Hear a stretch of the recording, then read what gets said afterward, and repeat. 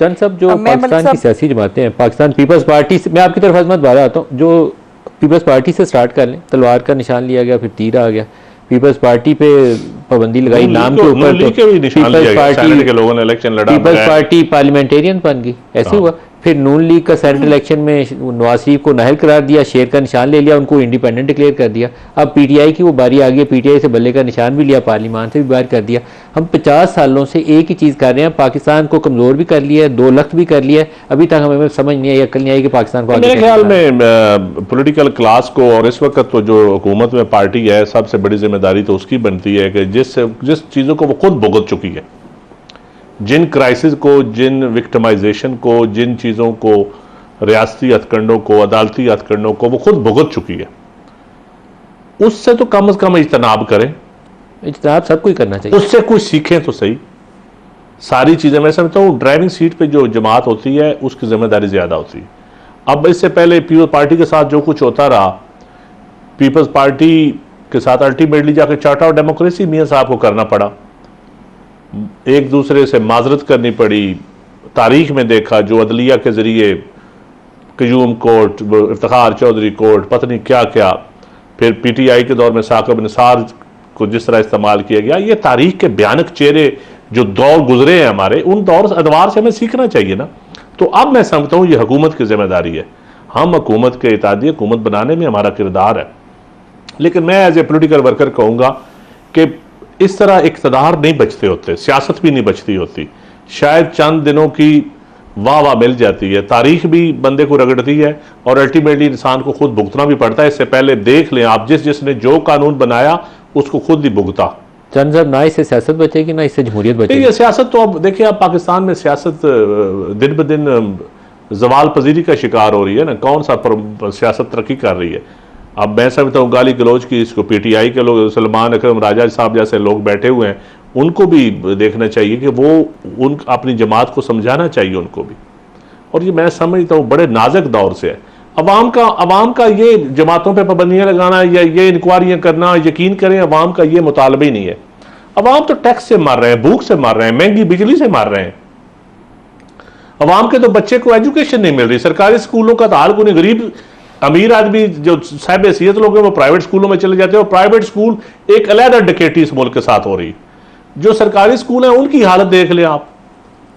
लेकिन हम लगे हुए हैं सियासत में, एक दूसरे को किसी पर पाबंदी लगा दो, वो अपनी बका की जंग लड़ रहे हैं, और आप लोग जो कुछ कर रहे हैं शायद आपको एहसास नहीं है। सच्ची बात है, एज ए सरकार ये हमारे लिए शर्मनाक और अलमिया है।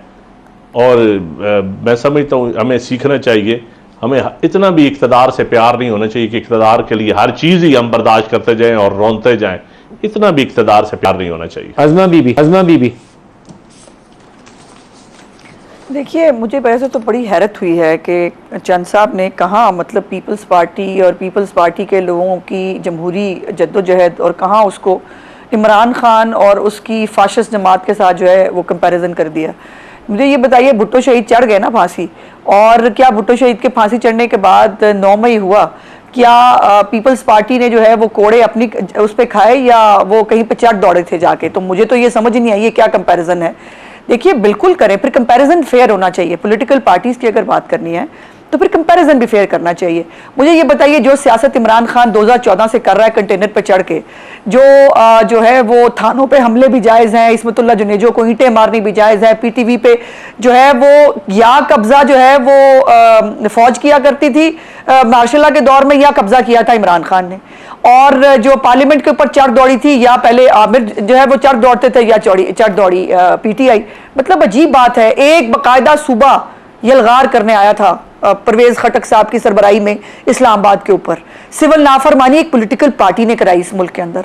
मुझे समझ में नहीं आ रहा कि ये क्या कंपैरिजन किया जा रहा है। मैंने तो बात ही यहाँ से शुरू की थी, अगर एक पॉलिटिकल पार्टी जो है अगर उसके ऊपर कोई ज्यादती हो, सबसे पहले हम खड़े होंगे। लेकिन मुझे मैं बात पूरी कर लूं, मैं बात पहले पूरी कर लूं प्लीज। मैंने आपकी बात सारी सुन ली थी, मुझे बात पूरी कर लेने। पिछली दफे मैं आपकी बात को रिस्पॉन्ड नहीं कर सकी थी।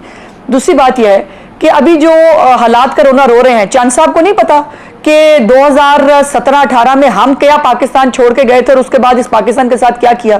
फिर आईएमएफ को खुद जाने के बाद पहले 450 अरब रुपए का बाकायदा तेल से बिजली बना के 450 अरब रुपए पाकिस्तान के ऊपर छोड़ा, फिर 10 रुपए उसको कम करा के पाकिस्तान को, फिर आईएमएफ का प्रोग्राम तोड़ा, फिर पाकिस्तान को डिफॉल्ट के दहाने पे पहुंचाया, फिर हमने जो है नाक की लकीरें निकाली एज अ स्टेट पाकिस्तान को डिफॉल्ट से बचाने के लिए। और आज ये जो सारे क्राइसिस है, ये आईएमएफ जो है जो आज हमारे ऊपर सख्त शराइत दे रहा है, ये मेरी पार्टी की वजह से हो रही है। मैं ये वाला पाकिस्तान देके गई थी।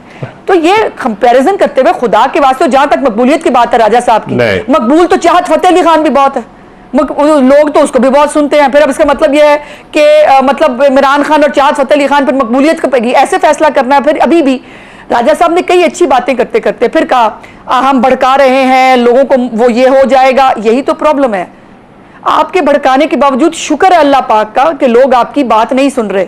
आपने जब जब कॉल दी है आपको मुंह की खानी पड़ी है, आपको लोगों ने रिस्पॉन्ड नहीं किया है, क्योंकि लोग वाकई अपने मसाइल का हल चाहते हैं। लोग रोटी में कमी चाहते हैं, कीमत में कमी चाहते हैं, जो मरीम नवाज कर रही है।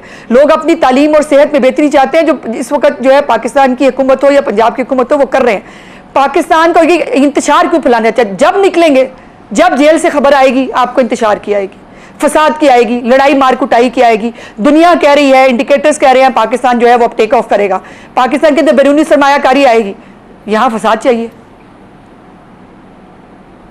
देखिए, मैं जहां कंपैरिजन की बात है, बिल्कुल मैं कंपैरिजन इस हवाले से नहीं कर रहा, लेकिन as a Bhuttoist, as a democrat, क्या भुट्टो शहीद ने यह कभी कहा है कि मेरे बाद अगर किसी जमात के साथ वही एबटो लगे, क्या क्या दहशत गर्दियां हुई पॉलिटिकल जमातों के खिलाफ? मैं ये कहता हूं कि पॉलिटिकल जमातों को पॉलिटिकल तरीके से डील करें। देखें, जैसे जावेद इकबाल किस दौर में लगा, किस दौर में इस्तेमाल हुआ, तारीख देखें ना। लगाया पिछले दौर में था, इस्तेमाल भी उनके खिलाफ ही हुआ। साकिब निसार भर्ती मियां नून लीग ने किया था, इस्तेमाल भी उनके खिलाफ हो गया, पीटीआई के दौर में इस्तेमाल हो गया। इफ्तिखार चौधरी कब भर्ती हुआ, कैसे आया, किसने किस किस को परवान चढ़ाया, फिर इस्तेमाल किसके खिलाफ हुआ? रेस्टोरेशन ऑफ जुडिशरी के लिए सबसे बड़ी कुर्बानी पीपल पार्टी ने दी, टांगे काटी की वर्करों की, पीपल पार्टी के वर्करों की, और पीपल पार्टी के खिलाफ पॉलिटिकल गेम की। हम सारी पार्टी खड़े होते थे। आसफ अली जरदारी साहब ने हमें कहा कि ये पॉलिटिकल जुडिशरी होगी, ये वो जुडिशरी नहीं है जो आप सोच रहे हैं। हम कहते थे बहाल करें जी, जरूर करें जी, जरूर करें। फिर अल्टीमेटली देखें, पाकिस्तान की तारीख हमें सीखना चाहिए।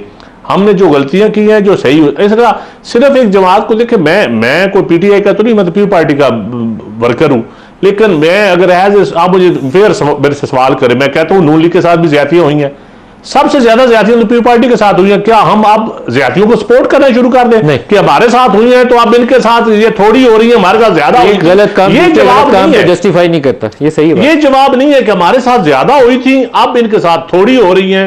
ये भाई क्यों हो रही है? हमने ज्यादतियां बर्दाश्त इसलिए की कि हम चाहते हैं कि फेयर अदलिया हो, आजाद अदलिया हो, जमहूरियत परवान चढ़े, क्वालिटी ऑफ डेमोक्रेसी के लिए हमने कुर्बानियां दी हैं। हमने इस मुल्क में कॉन्स्टिट्यूशनलिज्म के लिए कुर्बानियां दी थी। हमारे लीडर फांसी चढ़े, हम उन लीडरों के खून से, कब्रों से गद्दारी होगी अगर आज हम जुल्म के ऊपर हम ये कहते रहे, आंखें बंद करके ठीक ठप्पे लगाते जाए, ठीक है जी, ठीक है, सब ठीक है। ऐसा ठीक नहीं होता। जो गलत को देखें, क्या सियासत अपनी अपनी होती है, नजरिया अपना अपना होता है, लेकिन कुछ चीजें होती हैं कि एक देखें, यहां दहशतगर्द तंजीमें हैं, शेड्यूल 4 में वो जलसे कर रहे हैं, नेशनल एक्शन प्लान क्या कर रहा है, फिरकावारियत को प्रमाण चढ़ा रहे हैं, सोशल मीडिया देखें ना क्या क्या लोग कर रहे हैं। यहां हमारे जवानों की गर्दनें काटी जा रही हैं, क्या हो रहा है उनके खिलाफ?